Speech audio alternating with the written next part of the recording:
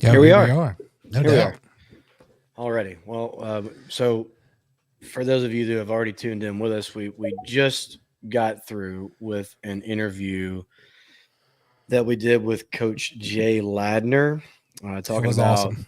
talking about just where he is health wise and some Green Coliseum renovations and the new signings that we've had in the fall and the spring, the returners coming back. It was a great conversation that we really thought was going to go like 15 minutes. And dude is just so passionate about it Yeah. that he keeps going, and it's wonderful for an interviewer. It's great. It's like the least amount of prep that you ever Yeah. have to do is with Coach. Yeah. No, I mean, yeah, you don't, you may get 2 questions in that 30-minute span, but man, he just hits every single topic that we had prepared. It was perfect. And I say that because we'll release the pod tomorrow, probably. I'm thinking. Yep. So the live will be a part of that pod, but the interview will be tacked onto the front of that. So even if you're listening right now, there's still more to the episode. Probably the crux of the episode is going to Yep. be that first little bit. I don't know. You never know. I don't want to say that right now. You got people like James who might call in. You Oh got yeah. the He's 16 already on ounce the Twitter lounge space. that might chime in. Yep. He is over in Atlanta, I think, watching some baseball tonight. Okay. Normal suspects on your attack Eagles might show up. You never know. The Hinkler, God forbid, might jump up in here. Yeah. So if anyone has any comments on that or anything else, Patrick, can you explain? I think we have it worked out now to Yeah. a T. I believe so. I'm going to throw up a banner here for those watching. So if you want to talk on the Twitter space, I mean, just because you request doesn't mean we're going to get exactly to you at that moment, but we will make time for that. But if you head over to Twitter, and there is a Twitter space. So we're live as well on Twitter, but there's also a Twitter space, and that is where you would request to join us. And you can also still do the text thing or the comment through Facebook and all that. Comments still work. We can throw that up there. But if you do want to speak and your voice to be heard, we should have that ironed out tonight. Right. So, and I feel like basketball's on my mind now because we just got done talking to Coach. But huge series this past weekend, and it got me thinking: are we good now, baseball wise? I mean, we went from super high expectations, probably unrealistic high expectations at the beginning of the year, just because of what we've done the last couple of years in particular, and really the last, I don't know, 20, 25 or so. Tons of preseason hype. So we went from like having these expectations to all the hype to wow, down. It's taking longer than I thought it was to put it all together, and then we hit maybe we're just not very good. You know what? We're okay. We might win 30. To are we back? That was the next. Is that the whole range of emotions? And now it's like, damn it, are we good again? Are we back? I mean, so where are we at? Longest 30-win streak in the country right now. 40 still not out of the picture. Yeah. And again, a roller coaster of emotions with the, will we host to, damn it, we're not even going to make it to the tournament, to maybe we squeak in as a 3 seed out of reputation to, I don't know, 2 seed and maybe an outside shot at hosting. So again, that's how the season's gone. For me, anyways, and I think for a lot of other people, specifically the people that I talk to a lot out in the roost, we tend to wear the emotions on the sleeves out there.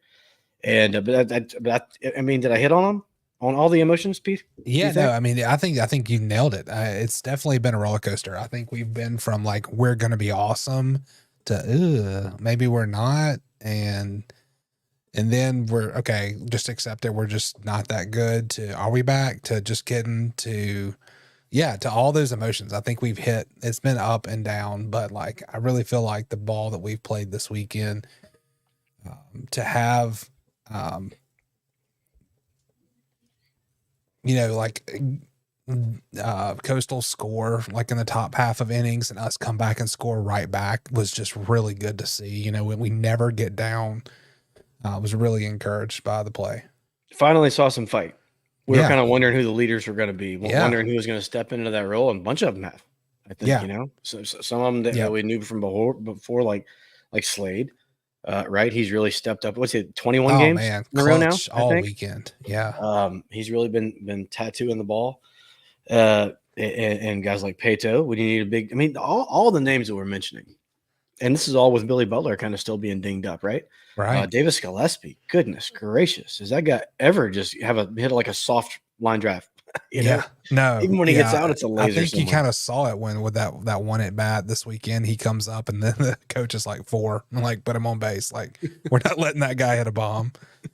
You know, I love to see that. So to have a guy like that feared in your lineup that's not you know, all the names that we name normally. So like to have a new guy kind of rise up into a feared role is awesome. Baseball is sitting at 31-17, 15-9 in the league.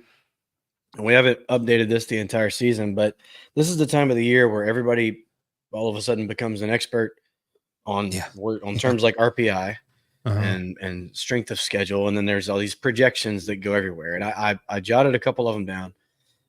Number one, our RPI right now is at 42, according to Warren Nolan. That might have changed since I wrote it down 3 or 4 hours ago, because it's all about what you did versus, and then the other teams, did they win and they lose. And I think Coastal played tonight, and I know that they were rolling earlier. The game might be over. I'm not positive, but that'll probably have some sort of effect on our RPI in a good way, I would think, since they beat somebody. Strength of schedule is at 49. And a couple of the projections that I've seen, I saw one where we were in Starkville, or maybe a couple where we're in Starkville. Greenville, North Carolina is an interesting one that had, of course, East Carolina, former conference mate there, and always a great rival, hosting. And then they had Samford, Wake Forest, and Southern Miss. Yep. You know, it's that would be a very interesting regional. I think that a lot of Southern Miss fans would be interested in making that trip, or at least watching it. Yeah, it looks like for some reason, I just want to make a comment here. I'm looking. It looks like there may be an issue with Twitter tonight on StreamYard, our platform that we use as far as making comments. So that's why I was wondering why we haven't had a lot of comments pop in here yet. It seems like the majority of our viewers right now are on there. I can see those, but if you do want to chat, like we said before, hop into this Twitter space, which is different than the live. You'll still be able to hear the live. You can't see us, obviously, but you will be able to hear it. And then if you want to, just request to join us. So it's not us tonight, unfortunately. Okay. Is there any other way to yeah, they can comment on Facebook or YouTube. That is great. So, okay, if anybody can go over there and just try that out, just so we can make sure. This is the second time through. Yeah. Third time might be a charm. Hey, this is not us though. But the first time it was 100%. I don't know what I'm doing because this board was brand new. But this seems to be a StreamYard issue tonight, so I will investigate. Gotcha. Well, another one of the projected regionals that Southern Miss might be a part of, which, first of all, let's just talk about being in the projections. Yeah. I don't think a lot of us saw that happening even as early as probably 3 weeks ago or a month ago. We hoped that we would be there, but we were kind of, are we going to hit that streak? And we saw the schedule looked a little bit favorable this past weekend. I didn't think was on that favorable side. But it turned out really well. But another one of the projections I've seen is in Tallahassee. That would be Florida State hosting Mississippi State there, Southern Miss, and Florida A&M. So that that's a place where Southern Miss has been a few times. It's not that far away. It's a lot closer than Greenville, North Carolina. Hey, we do have this. Thank you, Crazy Eagle. Okay, good. So I'm assuming he came through, and James Facebook. Johnson as well said he can hear us just fine. So good to know. And that's all on Facebook, right? Well, no, that was both. Those were both from Twitter. So maybe I was incorrect on my Twitter not working. But great. Got it. Yeah. Okay. Well, good. Well, so either one of those regions. Hey, let's just get to one. And I know Sutton and I had that conversation out in the Roost at one point. We go from hosting, back-to-back supers to getting to a point to where we just want to limp into one. And I feel like we would be the most dangerous 3 or 4 seed that could possibly get into a regional. And now, like I said, it's as you continue to win more late, we're seeing all kind of scenarios. Yeah. What other scenarios are going to pop up? Maybe you follow this more closely than I do as far as the projections go, but I mentioned that there's an outside chance at hosting. I mean, is that completely gone? Or I mean, if we do just get on the ultimate heater, you swept last week, you sweep another time or two, you win 5 of the next 6, and make it to the championship game. Or I mean, do any of those scenarios play out with the outside shot at hosting? I think our fans would really love to see it. Mm-hmm. I heard a ding. Yep. Is that a caller? No, that was a censor. That was a joke. You were a little slow on the censor button.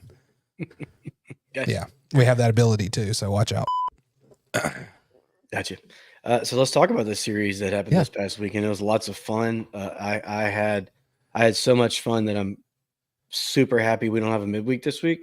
Number one, because our pitching, I feel like we need a break. Nick needs a break. Nick got that knee to the hip, which completely looked dirty to me. Oh man, gross. But just personally, that's 3 days in a row of perfect weather in the Roost. I'm not in my 20s anymore, right? It catches up with you quickly. It takes some minutes off my life, I think. But game 1 versus Coastal, we won this game 7-2. Is a solid crowd on hand at the Pete, which there always is. But the announce was 5,355. Billy Oldham got this start. Man, again. Start. I mean, what else? Gosh. I'm looking at the line here, but I mean, just absolutely shoved again. And what else can you say about this guy? He takes the ball. He's like, guys, jump on. And I'm going to do all that I can. So he goes 7 innings, 4 hits, 2 runs, 2 walks, 11 Ks, 106 pitches. And then Sibley comes in and does what he can do as the first in relief a lot of times. 2, and he finished it off. So 2 innings pitched, 0 hits, 0 runs, 2 walks, 2 Ks. Look great. Hitting, it's coming around. I guess we don't want to fire Creel anymore. 15 hits on the day. Nicky Ballgame hit a homer. I know, right? Where'd they go? Why are you mad? Why are you mad? 6 Golden Eagles with multiple hits. D-Mac goes 3 for 5 with 3 runs scored, setting the table. Ozzie Pratt, 2 for 5. Is he on a heater? Man, love that out of the 2-hole.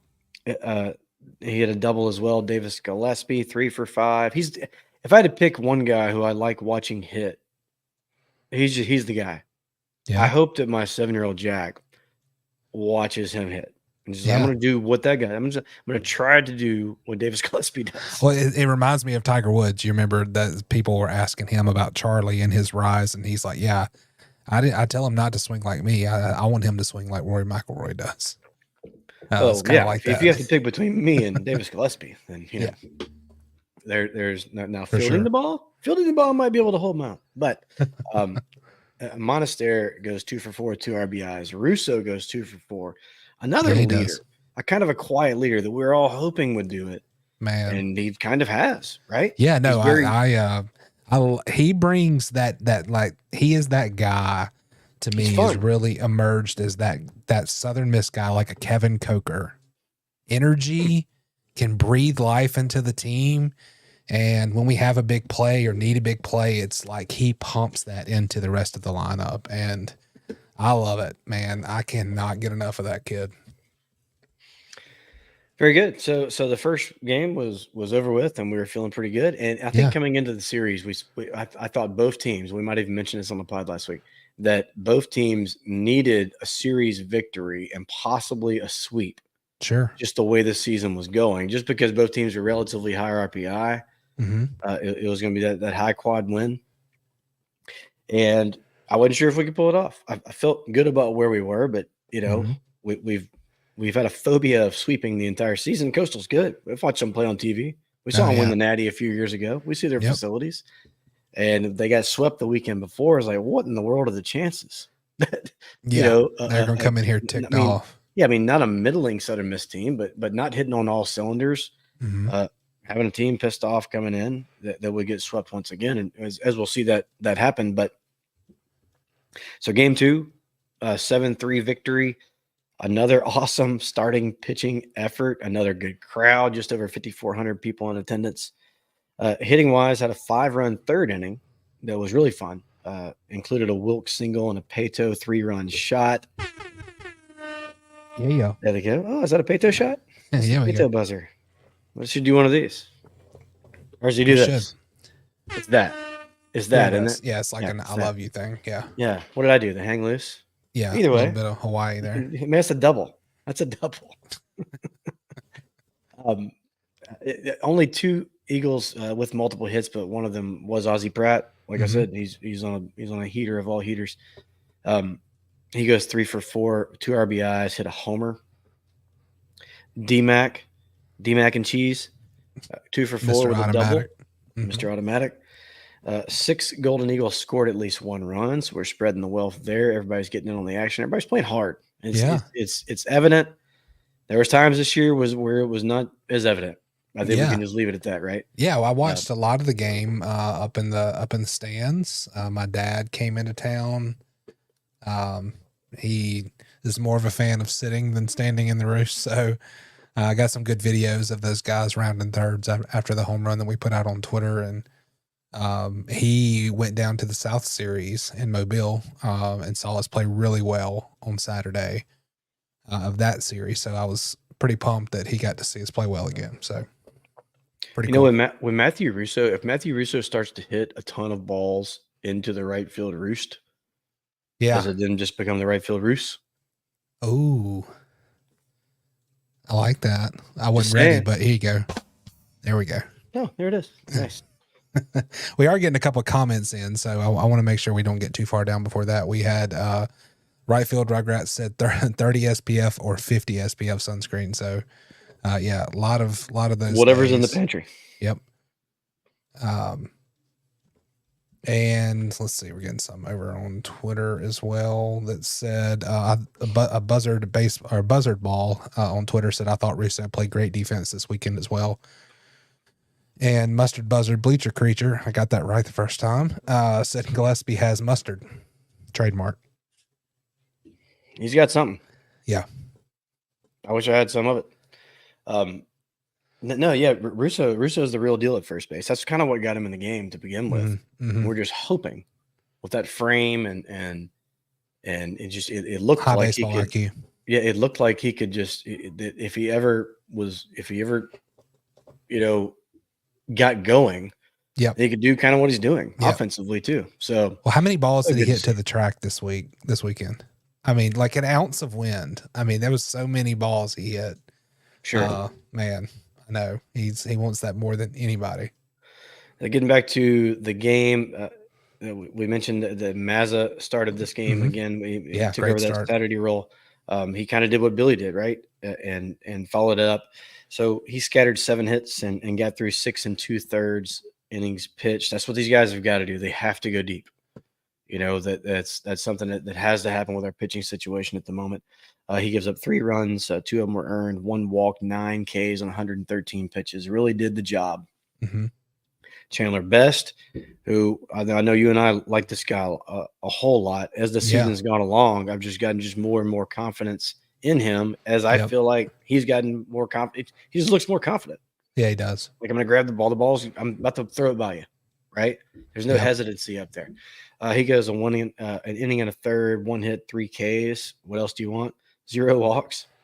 Colby Allen threw an inning, 0 runs, 2 Ks. So gave up 8 hits, but the game was never really in doubt after that 5-run third. So it was another fun day at the Pete. Yeah, no doubt. I mean, yeah, I know one thing, and we've said it multiple times throughout the season so far on here, but like Oz expects those guys late just to come in and throw strikes. He doesn't want the walks. They have short leashes if they throw a lot of balls out there. So it was really good to see those guys get strikeouts and get the ground outs and keep moving through those late innings. Well, the pitch count has to stay down because we just don't have a lot of pitchers. Right. They just it's Sure. just at this point it's when you get into tournament play, especially we're going to be leaning on a lot of guys who just haven't seen a lot of action so far this year. Right field Rugrats did ask a question here. Have we considered streaming on Twitch? That's a good platform, and that's a PLo question. It So is, but the floor is yours. it's not the right demographic. I think the majority of our listeners, it would be a stretch to get them there. So appreciate the feedback, but Gotcha. Game 3 versus Yeah. Coastal. Mhm. Weirdest game ever. And we've been to a lot of games, but it was an early start at Mhm. 11 a.m., which I found out late Yep. because of Coastal's travel situation. Like there are 2 airports or something, and it was weird. Then there's a lightning delay, and we all know about these lightning delays. It's the most perfect weather of all time. Yeah. We all heard the rumble of thunder and went, "Oh God!" Oh no. And not long after that, sure, we were in this lightning delay when the weather was better than it had been the entire day. Yep. Then Sun shining. we come back out after about 45 minutes or so. It starts raining so hard that the rain is going sideways. Yes. But that's not a weather delay. We're out there just I don't know how they're playing, but we're playing. Yeah. No, Just like know our house is about 3 mile, maybe 2.5 miles from the Pete, but west of the Pete. So we had gotten out of church and then as soon as I get home, I turn on, it says delay. And I'm like, what? It's not even raining. And I was like, oh, it had to have been lightning. And then, I see that we're coming out of that and we start playing and then at the house, it just, literally the bottom falls out. And I'm like, oh boy, this is heading right at the Pete. I'm like, they're probably going to get delayed again. But yeah, I don't know how they were still playing. There was one point where you could barely see from that center field camera. You could barely see the pitcher. Well, I'm not positive how many people you can fit under one of those normal 10 by 10 tents. One of the ones we use for tailgating. Joe max capacity. We max capacity did Yeah. out. There were 2 ambulances Yeah. called to the Pete. Uh-huh. But I think one before one of the one before the delay, and then another one in the stands. And both times, the thing, I don't know. I'm not positive what happened in either situation. I do know one of the people that it happened to, but I'm not positive I can say that. So, Yeah. But I hope everybody's okay. Mhm. And then we mentioned it already, but that crazy collision at first base Oh man. that looked so unnatural. And then at the end, and obviously the ball beat him there. A run scored on the play. I thought we might lose. So I thought that he at least caught the ball, and then the ball rolled out of his glove once he went down to the ground, thriving in pain. But Mhm. they let the run score. They didn't Yeah, that call was the batter really out, and there strange. wasn't an ejection, and there was a replay involved. So I don't know. I don't know what all happened, but I did see Nick riding through the Champions Parade yesterday in downtown Hattiesburg, Mhm. Mhm. which my son was a part of for going to the World Series last year with the 5 and 16. So we were like a couple floats behind the Southern Miss baseball team. It was a neat deal. It was fun to be a part of. But as Nick was going by, I was like, Nicky, how's the hip? And he just turned around. And he goes, getting better. We'll take it. Live reporting. And then as if all of that wasn't weird enough, Mhm. we had that early finish after 7 innings because apparently no pitch could be thrown after 2:30. So Yeah, it just no, added to that's the weirdness strange. Yeah. of Yeah, and like I said, the I was game. watching it. It's hard to pass up at least one of the games if you can't be in the roost to not listen to Baker and Russum and Chris Kirtland. But it's just so good. And they kept cutting the camera over to that clock that's over by the bullpen, and it would just kind of like they were talking about the time, and so they just kept cutting to that, and I thought it was really cool of the broadcast to do that. Eagles do get the 6-5 win. That completes the sweep. Our boy Hosey was down there swinging the broom I saw over that the picture. fence. That was awesome. Coastal to that point had lost 8 games in a row. That was crazy. Like I said, I believe that they won tonight. The Eagles led 3-0 through 4 innings, and it was tied at 3 in the 5th. And we kind of started freaking a little bit because we knew about the 2:30 thing. Yeah. And then we had the delays that never should have been a delay. Right. But the Eagles did rally to your, like you brought up just a minute ago. The Eagles seem to have this way to fight back, stay in the middle of the ring, like Coach Barry used to always say. In the bottom of that inning with 2 to go up 5-3. So right when they tie it up, we go up once again. Then Coastal scores 2 in the 6th to tie it at 5. Southern Miss with 1 in the 6, courtesy of our buddy great Gabe Broadus hitting a double. Yep. And then it was kind of over. And the reason it was kind of over is that pitching shut them down after that. So Boswell started 3 2/3, 4 hits, no runs. Ock got an out, then gave up 2 hits and 2 runs. Sibley didn't have it. So he did one time this week. He didn't one time this week. Chase Adams got out of that inning and struck out a guy. And then Colby Allen came in and just finished the job. 2 innings pitched, 4 hits, 2 runs, 2 Ks. He's credited with the win. He's to 7-2 on the season. Yep. Love his energy. Yeah. He's turning into one of those guys, right? That you're going to hear a lot out of, I think, moving forward. As far as Southern Miss can progress postseason wise, he's going to be a part of it. Hitting wise, 9 hits on the day. Pratt 2 for 3. Shocker. Wilkes 2 for 3 with a double. That hitting streak, I believe, is at 21 games. You might have to double check me on that. It's something like that. Gillespie 2 for 3 with a double. Monastery was 1 for 2 before that dirty collision at first base. So PLo, I'll throw the floor to you. What were your thoughts on the season and how you feeling looking towards the rest of the regular season? Yeah, I mean, I think I've checked all those boxes. I've been really high at points and thinking, all right, here comes another super, and we're gonna host a regional and all this. Yeah, I saw that. Not right now, Hinkle. And I've also been, for me, I mean, I'm always kind of a glass half full person, but I have been down. I mean, I've just been like, okay, we're just gonna have to chalk it up to a little bit of rebuilding, and we've lost a lot of guys, and I've made all the excuses, and but here we are. It's a big series that we had circled at the beginning of the year. We needed to win. We finally get the sweep. I mean, I know the second sweep of the year, but they stepped up, and it seems to have a lot of grit and fight in them. So I love where we're at. Let's I think we talked about this before too. We've went on some win streaks in March and April. You kind of want to hit one in May and into June. So let's keep riding the wave. We do have a request from Alive. It is Sir James Johnson again. If we want to take that, I'll leave that up to you. No, yeah, of course. Okay, James. Love listening to James. I didn't have anything to do for the next 10 minutes, so hit it, James. Let's see how this works. If I can. All right, James, I believe you are live. Roll with it. Can you boys hear me? We can hear you. Okay.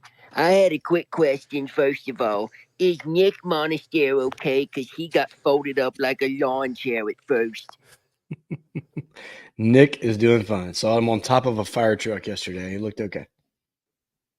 He is okay. He needs to be careful because I tell you, my ribs would have snapped like a bunch of toothpicks if that had happened to me. His knee hit him hard, and it looked like it was on purpose.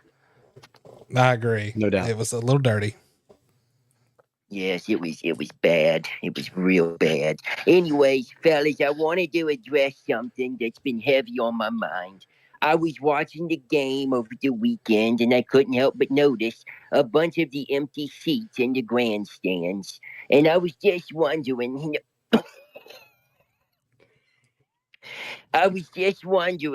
if you guys know what the deal is with the season ticket holders, because I'm seeing that they're selling them for the Ole Miss game for $300 a ticket. What can be done about this? Buy a ticket. I mean, all the seats are sold out before the season even starts, right? So I would just buy a ticket. A lot of this, I know that I think we have 7 of them. And we never go sit on them. We're always on the roost. But you want to have those tickets just in case. You're also able to go to the university and sell the tickets back, or not sell them back, but get points or something so they Yep. can resell. I guess if somebody does have those tickets and they want to resell and try to scalp, I guess that's up to them. But I would think that would be just an outlier. I haven't tried to go look because we're always there. But if like 90% of them cost that much money, I would just probably say next year when season tickets roll around, try to be one of the guys that gets them. Well, You that spend and $200 for the season. Yeah, just to piggyback, I think a lot of the people that have some of those seats up in the stands are actually in the roost. So that's what I'm saying. Yeah, I think we have like 7 just at our spot. I think there's 7. Yeah. Wait a minute. The season tickets from the roost? You have bleacher tickets and you're in the roost. So how does that work? That's the ones that you buy, or if you want That to. is Like, crazy. yeah, well, you don't have there's to, always like, the option to go sit up there if you want. But if you're in the roost, then the seat's not occupied. I agree, which is why you see the empty seat. Oh man, that is crazy. Oh, it's crazy. I'm sorry, fellas. I took an Ambien about 10 minutes ago, and I'm getting foggy. Well, I appreciate you calling in, What is James. it? What James, is it, come see us in the Jared? roost. Okay, Jared. I appreciate it. Thank you, guys. See ya. That was great. The show wouldn't be complete without a James update. It would not. Class of 66. But yeah, no. But getting back to what we feel about just how the series went and what we're looking forward to. Yeah, these kids finally showed some fight. They don't want to go home. They've mentioned it in a couple of interviews, like they don't want to be sitting home in June. And I thought that was evident against a damn fine baseball team. Maybe they're hitting the skid right now, but Coastal's good. Coastal, if they sneak into a regional somewhere, which they probably will, the RPI in the low 30s, I think, at this point. Yep. Probably a little bit more room to grow there. They can get in and make some noise. Right.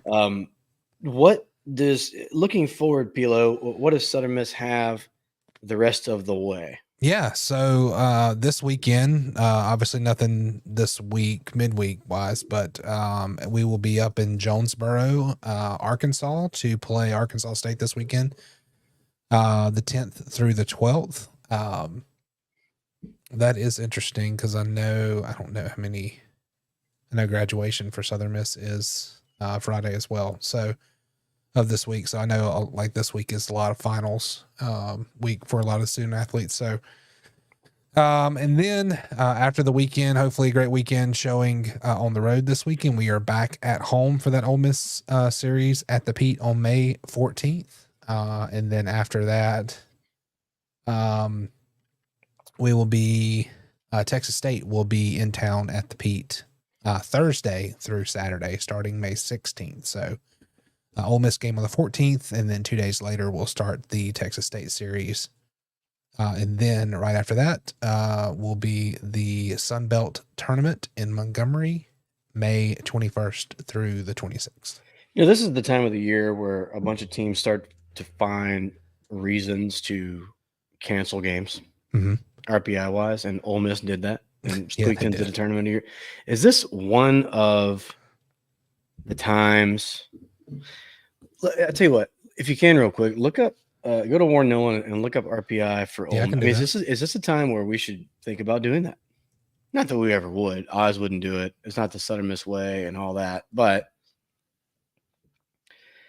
is this a situation where maybe you would toss around that idea? Because I mean, okay. The other games that we have remaining, the Arkansas State and the Texas State.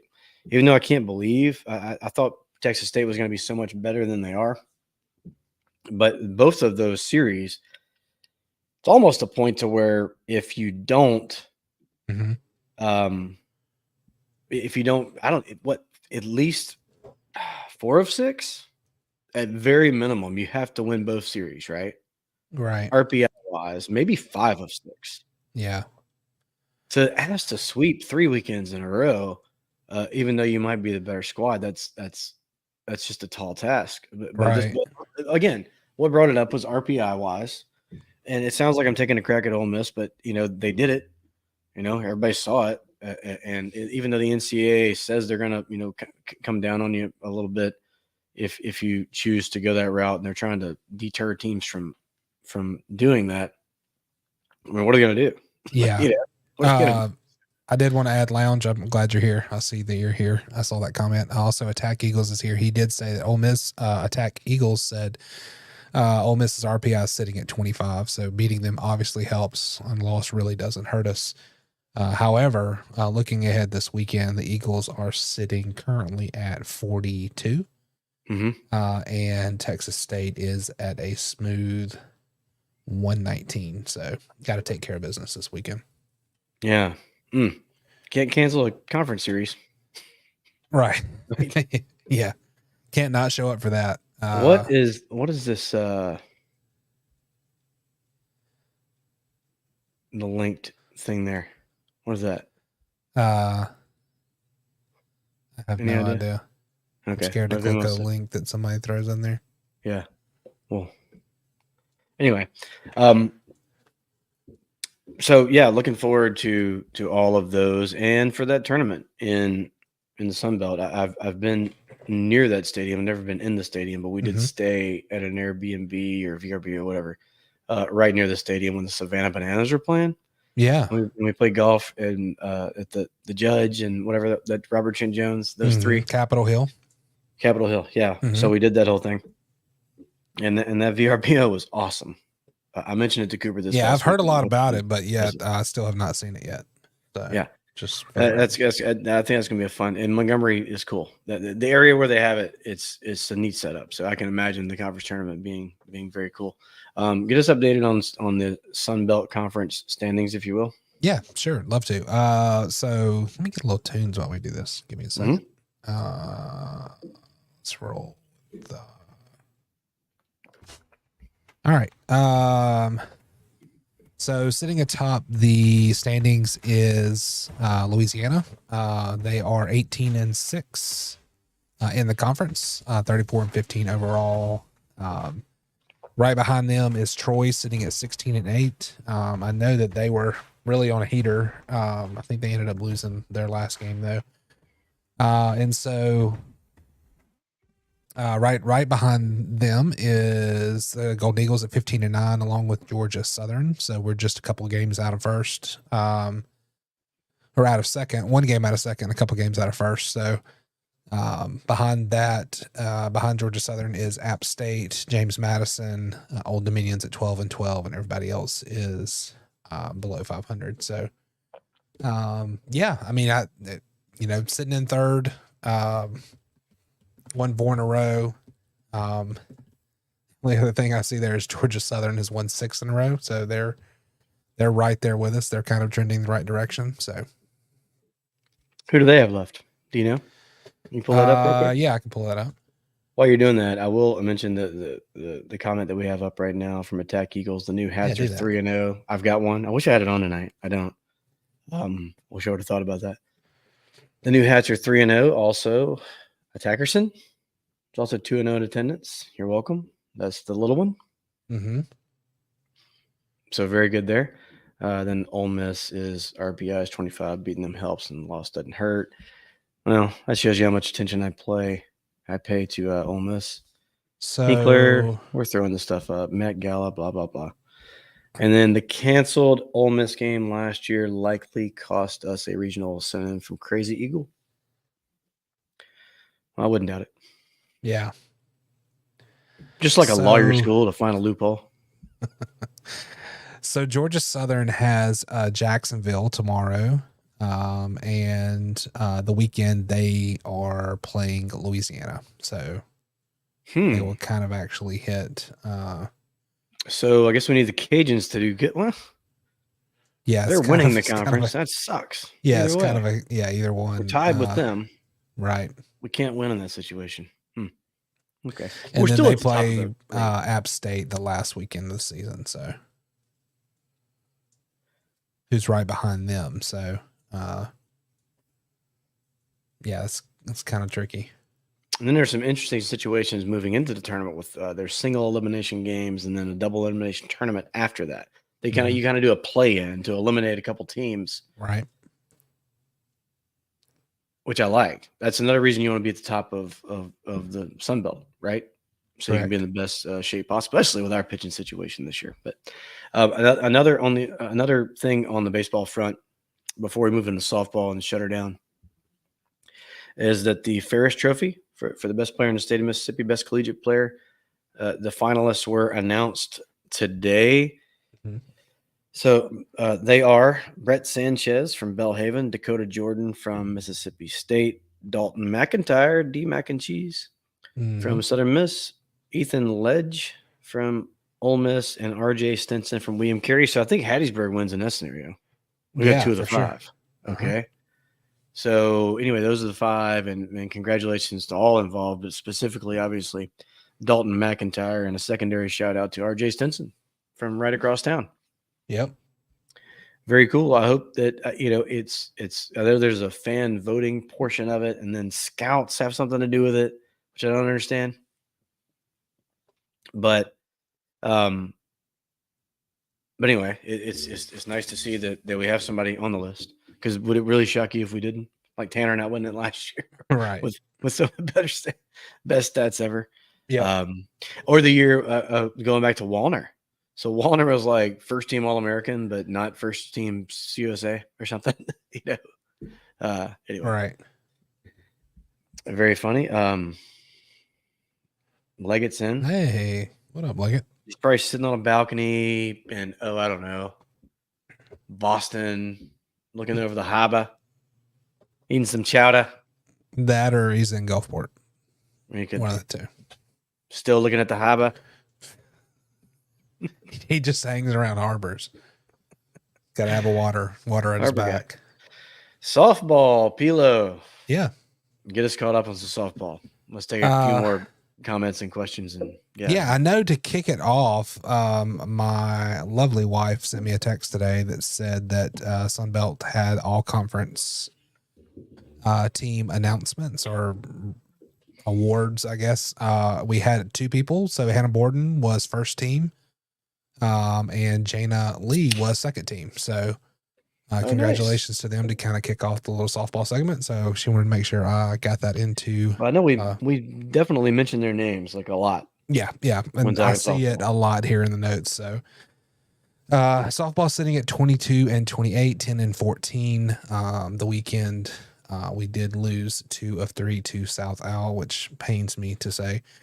Game 1 lost 5-4, had the lead 4-3 through 5 innings. And I don't know, maybe we need a Marty Wyndham thing here, but I'd love to know how many games we had the lead in the 5th and the 6th inning and didn't come out with a win this season. We have had so many one-run losses this season. It's been really hard for the Lady Eagles to kind of close out games. So hopefully we can get that fixed in the off season. I know we're not done yet. I know we will play in the tournament this season, but hope to get some additional arms on the roster this next season and be able to close out some games. But gave up 2 runs in the 6th, nothing doing in the 7th ball game. Logan Stepp takes the loss, moves to 4-7. Hannah Borden and Jana Lee both homered.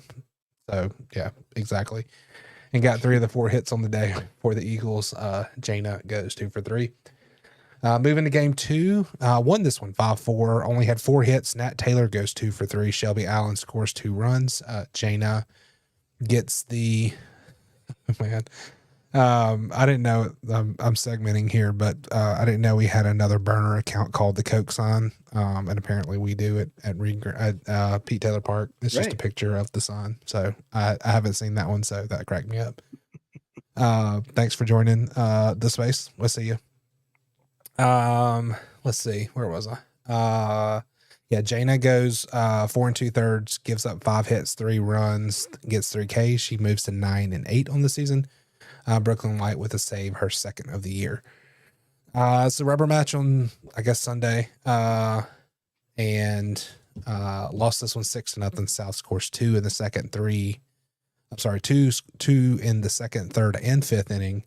Lady Eagles only had 1 hit. So Step takes a loss. Lee and White both threw also. White looked good. She threw 4 innings, gave up 4 hits and only 2 runs. Nat Taylor was 1 for 2, and nobody else ended up with a hit.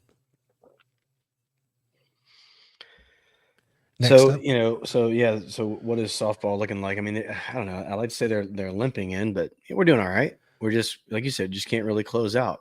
So you're exactly, I feel better about getting close, Yeah. Who knows if you make a little noise. It's a very top heavy Sun Belt conference as far as softball Yeah, I mean, goes. It's I've gonna be watched tough to. a lot of it this season, or I would say a lot, a good amount. And there are innings where we can string 4 or 5 hits together and really score some runs, and then there are some games where we really, really struggle at the plate. So it's just this. It's been a mix, both at the plate and on the mound this season. So hopefully, like we said, we can get into the tournament and maybe make a little noise and make a run. You never know.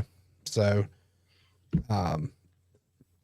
the Sun Belt standings. Oh, so next up for the Sun Belt tournament starts tomorrow, May the 8th.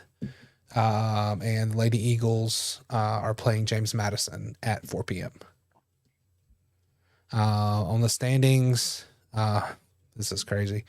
Louisiana sitting atop as well. They went 22-2 in the regular season, or in the conference, 40-16 overall. Followed behind Texas State, South Alabama, Coastal, Troy, Georgia Southern, James Madison, Monroe, Marshall, and then Southern Miss. So a little bit down toward the bottom of the list there for the Lady Eagles. But again, we are in the tournament. It is in San Marcos, I believe. And so at Texas State, and hopefully we'll get it going tomorrow against James Madison.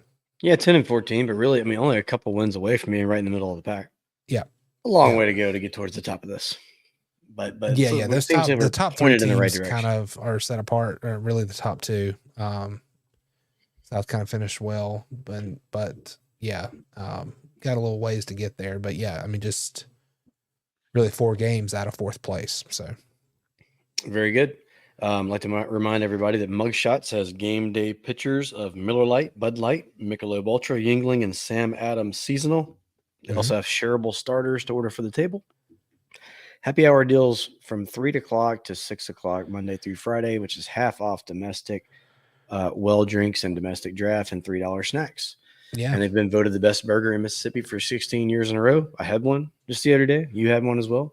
Mm-hmm. And then Cliff and Alfonso both had salads. So I was like, are we doing that? Yeah.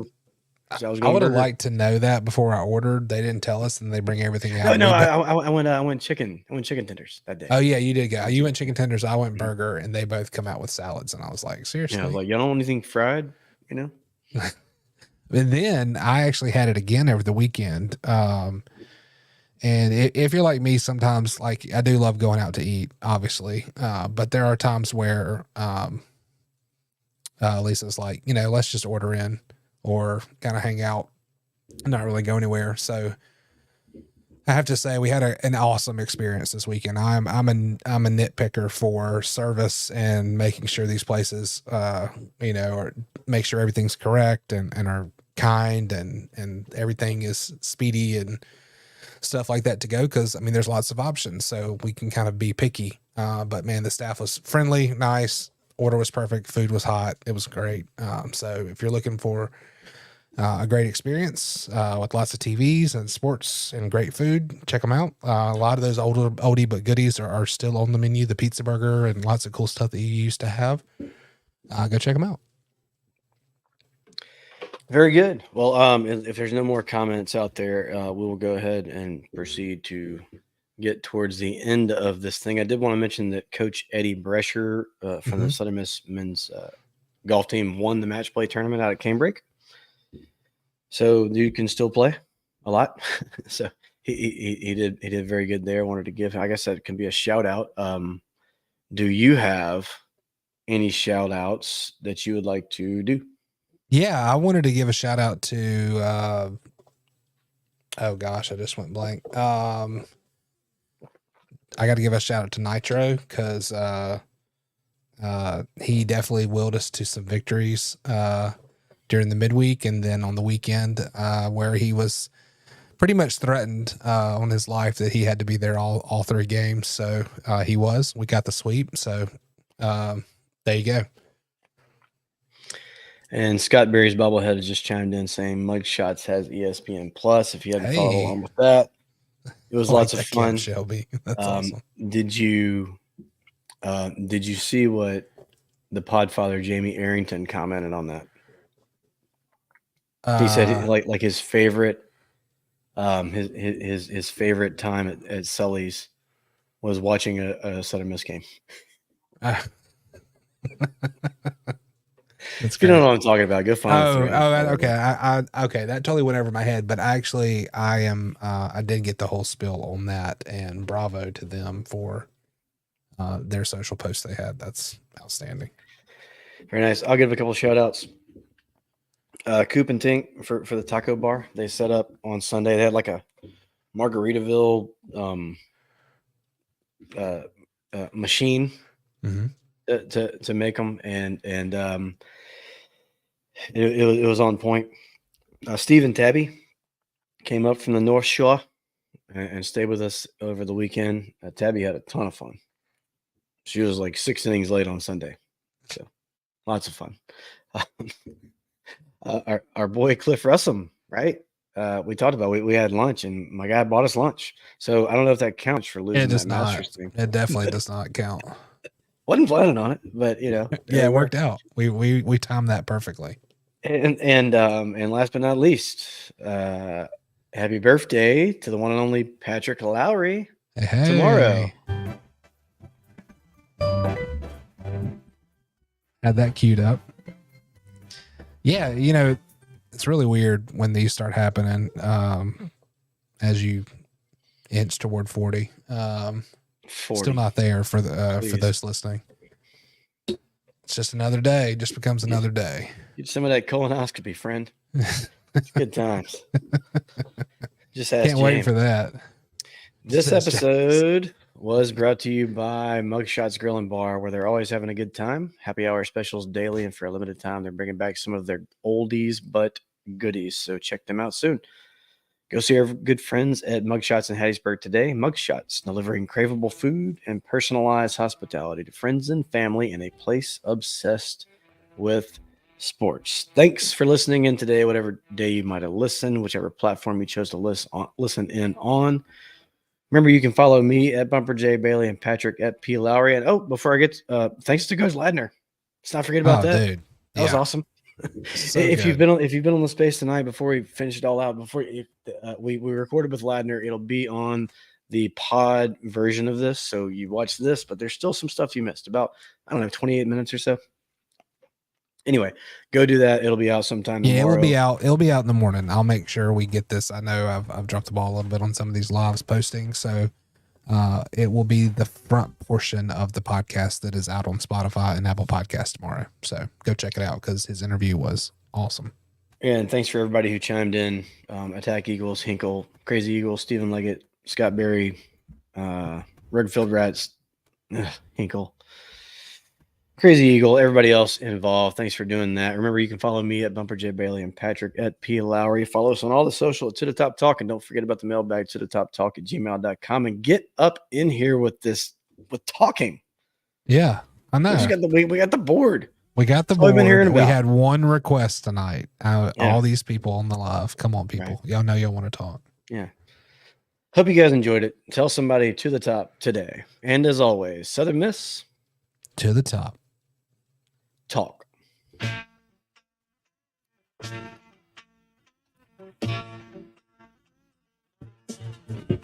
I could play for Alabama, USC, or Notre Dame. You have lots of things to offer.